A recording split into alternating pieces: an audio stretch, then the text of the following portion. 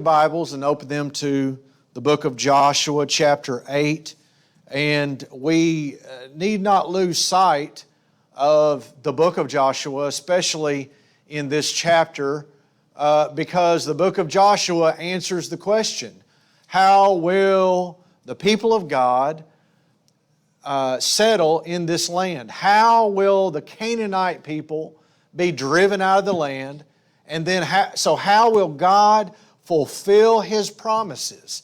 How will those promises be fulfilled? From the human standpoint, we would look at the land of Canaan and say, oh my, it looks impossible, it's a tall task.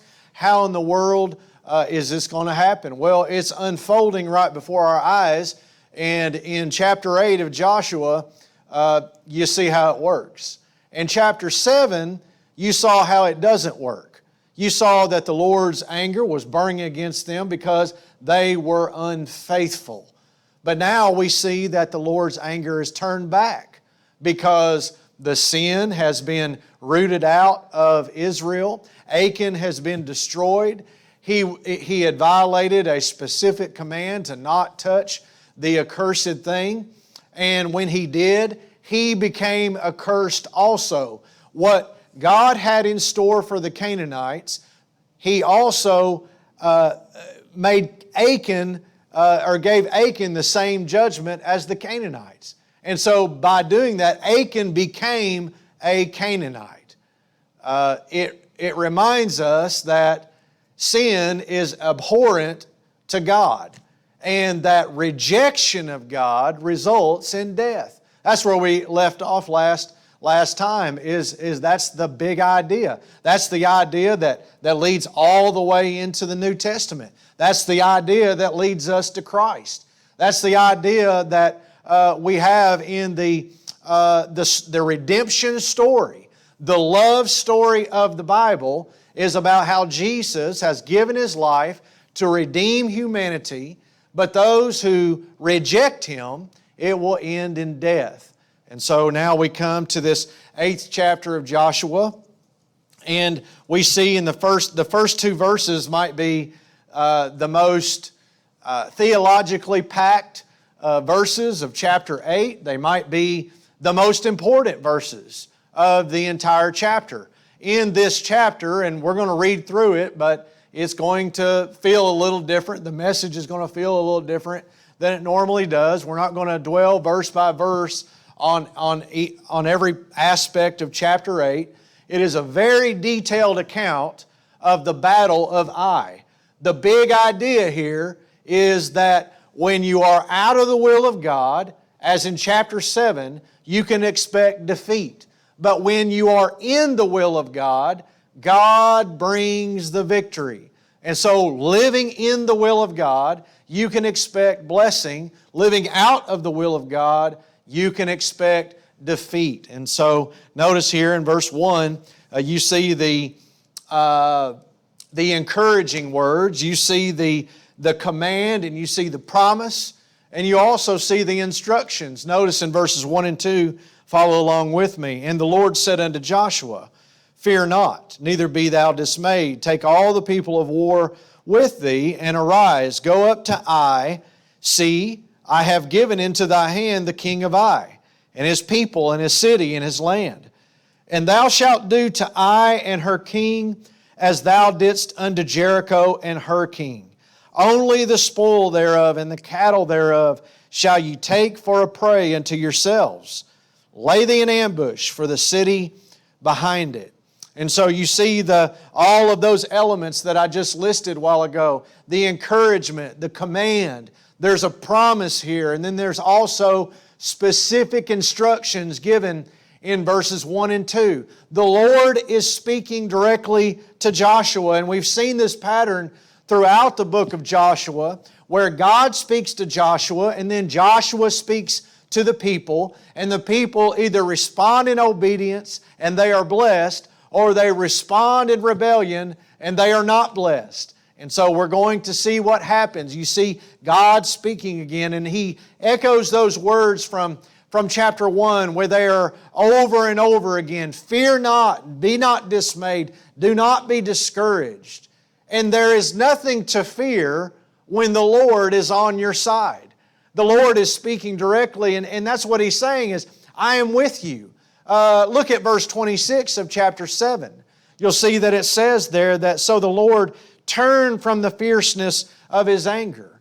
Back up a little bit more in chapter 7 and notice it there in verses 6 and 7 and 8. And you see that the people, the elders and Joshua were even doubting, are we really going to be able to take this land? Maybe God is not with us. Maybe we're not ready for this task. Maybe it's just not going to turn out like we thought.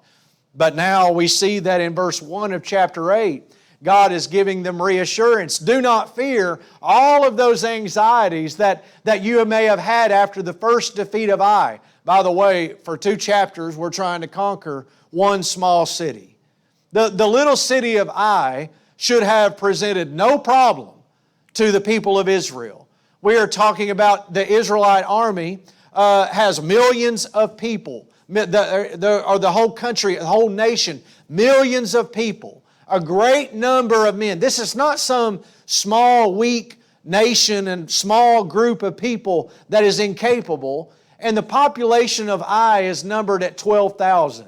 So when we look at what should happen, just in human logic, it should be no problem. But they were defeated.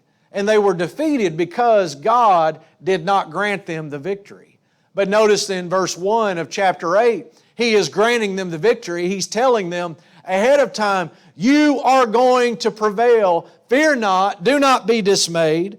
He says, take all the people of war with thee and arise, go up to Ai. And look at what He says. Here is the promise. I have given this city into your hand. That means that you're going to win the battle. That means that before the battle even begins, it is over.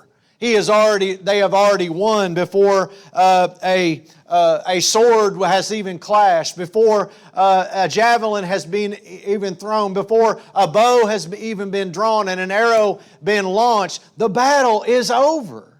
It belongs to the Lord.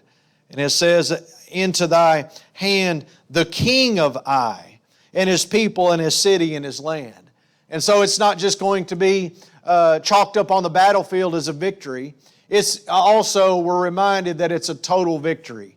The king of Ai, the people, everything they have is going to become yours. And then notice there in verse 2, the instructions. He says to destroy the city. And this is something different than what he had said earlier. He says now, when they took Jericho, they were not to touch any of the spoils of war. But when they take Ai, he says, you may take the spoils of the city for yourselves. And so I guarantee you that Achan and his family wish they would have waited on the Lord. What a moment of application here for us. Sometimes we get ahead of God. Sometimes we think that we know better than God. But God has great things in store for you when you are patient and you wait and you take what God gives you. And so Achan was not patient. He was disobedient, and he paid a heavy price along with his family, because if he would have waited, he would have had all of the spoils of victory from this city. In verses 3 through 9, you see, as we get into the battle, all the way to the end, or by the way, I want you to point out something else at you, is there about the king of Ai, that he will be given into the hands of Israel. We're going to begin the chapter talking about what will happen to the king of Ai, and by the end of the chapter you're going to see that what will happen to that king. And so hold that thought. There's a sort of an inclusio here. It's kind of like an inclusio is a literary term. You probably don't know what that means, but I think you probably know what a hamburger is though, right? A hamburger usually has a patty of meat and it has two buns. An inclusio is what sandwiches something, and what's in between here is the battle. What is the hamburger bun is the king of Ai. And so you see at the beginning of the story, he's talking about the king of Ai, and then there's the battle, and that's the hamburger patty. And then at the end, you have that bottom bun. I like the bottom bun. I like mine toasted a little bit, and I like to have mayonnaise on one and mustard on the other. I hope you've eaten tonight. And so this is an inclusio, and you'll see that he sandwiches this story here. The battle is in between what happens to the people of Ai. And so notice here in 3 through 9, Joshua gives the command. You see the pattern, don't you? God gives the command to Joshua, and then Joshua is obedient to God, and he begins to command the people. And so he commands the army the details of this military strategy. It's an interesting account. I probably will go too fast. I encourage you to read it later.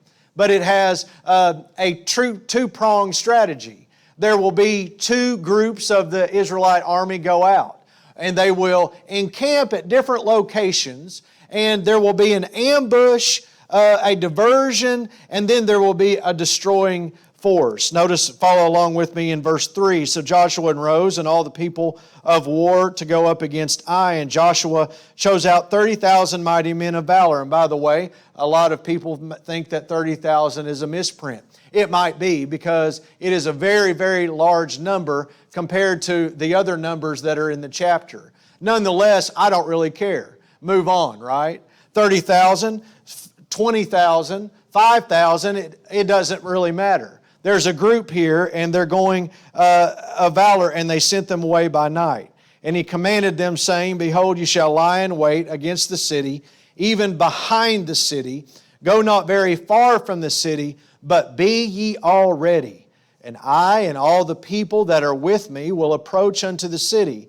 And it shall come to pass, when they come out against us, as at the first, that we will flee before them. Remember back in chapter 7, they had approached the city of Ai based upon the intelligence of the two spies.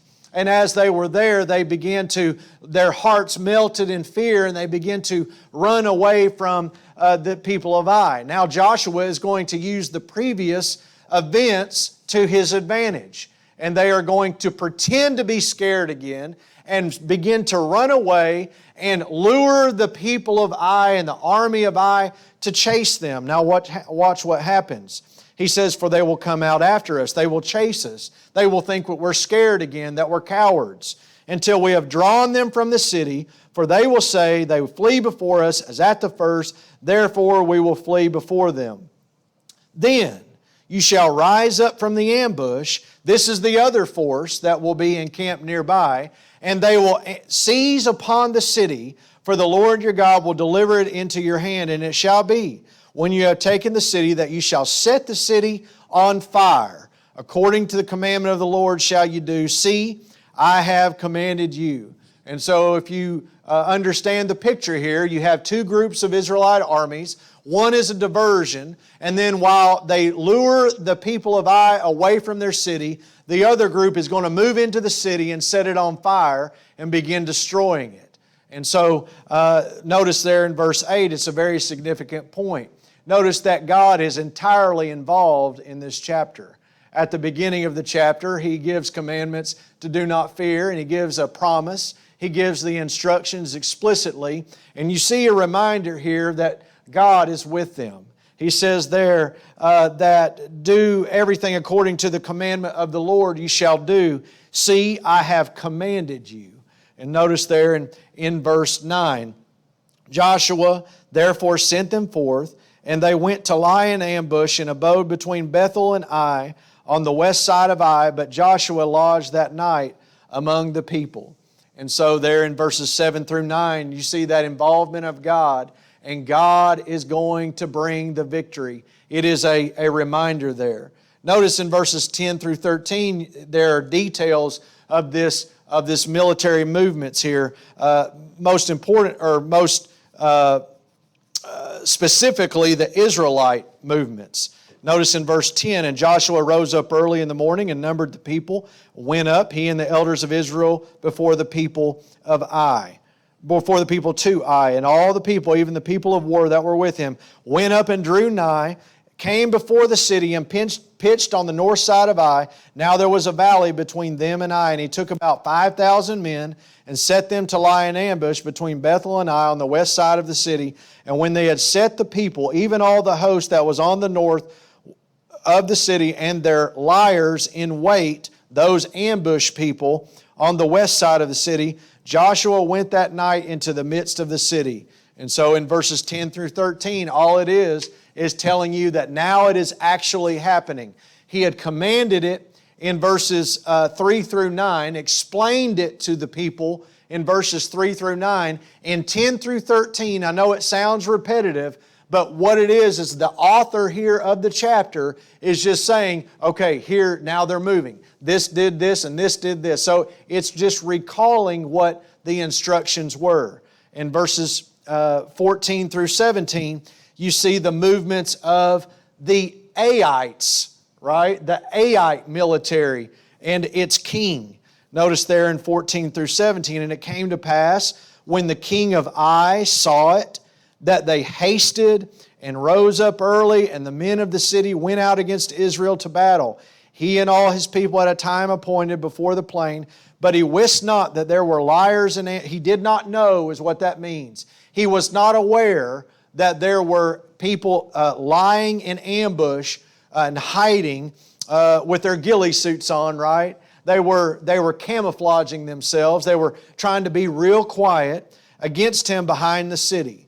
And Joshua and all Israel made as if they were beaten before them. They acted scared. They began to get up and act like they were retreating again, like they did the first time. And they fled by the way of the wilderness, away from the city. And all the people that were in Ai were called together to pursue after them, and they pursued after Joshua and were drawn away from the city. And there was not a man left in Ai or Bethel that went not out after Israel, and they left the city open and pursued after Israel. So what's happened is the Israelite army has acted scared. They are running away, and the men of Ai took the bait. The city is undefended. No one is there to defend their wives, their children, their elderly, their livestock, their homes. It says right there in verse 17, they left the city open. It is defenseless. Well, notice what happens in 18 through 23. God is involved again. Notice in 18 through 23 that the Lord, He begins to direct Joshua. I don't know if you remember there at the end of chapter 5, but there was, let's go back there for just a minute. In verses 13 through 15, you remember a man appeared before Joshua, and he said in verse 14, he says, "Captain of the host of the Lord, now am I now come." And it says in verse 15, and the captain of the Lord's host said unto Joshua, "Loose thy shoe from off thy foot, for the place whereon thou standest is holy." And we talked about this mysterious figure. And now we see once again in verse 18 of chapter 8 that the Lord is involved in the battle. It is almost like that Joshua is he is a general, but the real general behind the army is God Himself. Notice in 18, he says, "And the Lord said unto Joshua, Stretch out the spear that is in thy hand toward Ai, for I will give it unto thy hand. And Joshua stretched out the spear that he had in his hand toward the city, and the ambush arose quickly out of their place, and they ran as soon as he had stretched out his hand. And they entered into the defenseless city, and took it, and hasted, and they set it on fire. And when the men of Ai looked behind them," and all this was a moment, wasn't it? Then the men of Ai, as they're pursuing the fleeing Israelites, that someone says something. And someone says, "Look, there's smoke behind us." And they turn around and they see smoke beginning to come up from where their city is. And they knew that something is wrong. Their city is on fire and they're out here. Notice what happens next. And when the men of Ai looked behind them, they saw, and behold, the smoke of the city ascended up to heaven, and they had no power to flee this way or that way. And the people that fled to the wilderness turned back upon the pursuers. So the army of Israelite that was running away, they stopped. And they began to turn towards the army of Ai. And the other issued out of the city. In verse 22, he's talking about the other force that had set the city on fire. They leave the city and they begin to collapse on top of the whole force of Ai. These men of Ai are surrounded on the front and on the back. The city is on fire and the army is about to be swallowed up and crushed from both sides.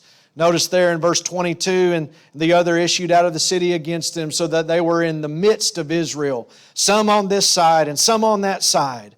And they smote them, so that they let none of them remain or escape. And the king of Ai they took alive and brought him to Joshua. I told you a while ago that this all comes under the context of what the book is about. Joshua is about how would they take the land. Well, this is also about the promises of God from long ago, when He promised Moses, and when He promised Jacob, and He promised Isaac, and He promised Abraham that He would give them a land. And now He is giving them this land, and all these promises are being fulfilled. There is no one that had escaped there. Notice in 24 through 29 is that this curse of God is carried out, and Ai and its king are destroyed. They have captured Ai. They have killed all of their men that came out to fight. The city is on fire. Notice in verse 24 we see a summary of how God is bringing the victory. And it came to pass, when Israel had made an end of slaying all the inhabitants of Ai in the field, in the wilderness wherein they chased them, and when they were all fallen on the edge of the sword until they were consumed, and that all the Israelites returned unto Ai and smote it with the edge of the sword. And so it was that all that fell that day, both of men and women, were 12,000, even all the men of Ai. For Joshua drew not his hand back, wherewith he stretched out the spear, until he had utterly destroyed all the inhabitants of Ai. Only the cattle and the spoil of that city Israel took for a prey unto themselves, according unto the word of the Lord, which He commanded Joshua. And Joshua burnt Ai, and made it a heap forever, even a desolation unto this day. And the king of Ai He hanged on a tree until eventide. Here comes the bottom of the hamburger, right? The bottom bun. Notice back in verse 2 of the chapter, he said that, at the end of verse 1, see, I have given into thy hand the king of Ai and his people and his city and his land. And here we come to the end of the chapter, or the end of this paragraph, and we see the outcome. Joshua burnt Ai. He made it a heap forever, even to desolation unto this day. And the king of Ai He hanged on a tree until eventide. And by the way, he was dead.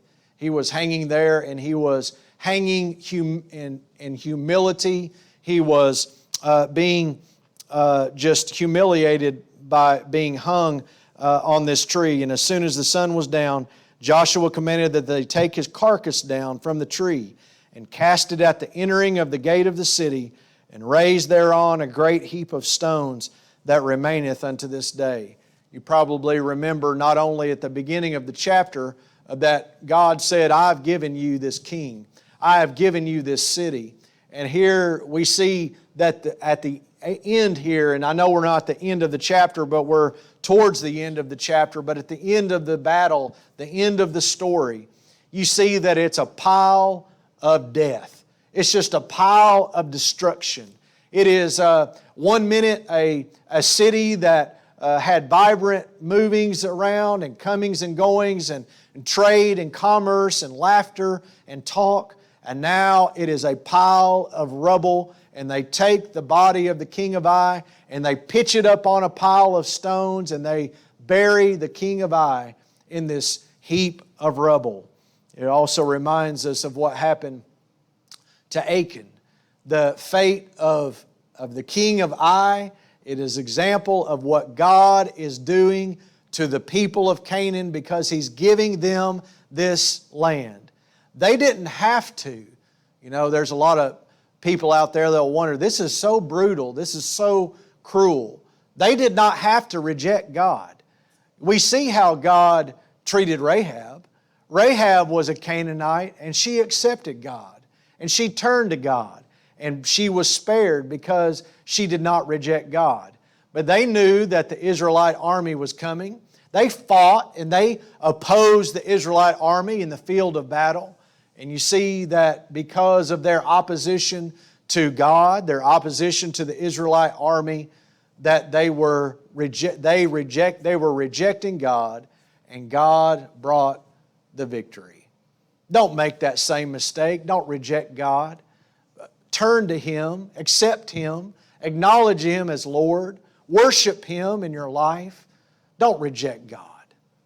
Our Father in heaven, we thank You so much for Your promises. We thank You so much for Your faithfulness. We thank You so much for doing great things in our lives and making things that seemed impossible a reality. We pray, Lord, that You will lead, guide, and direct. We ask all these things in Jesus' name. Amen.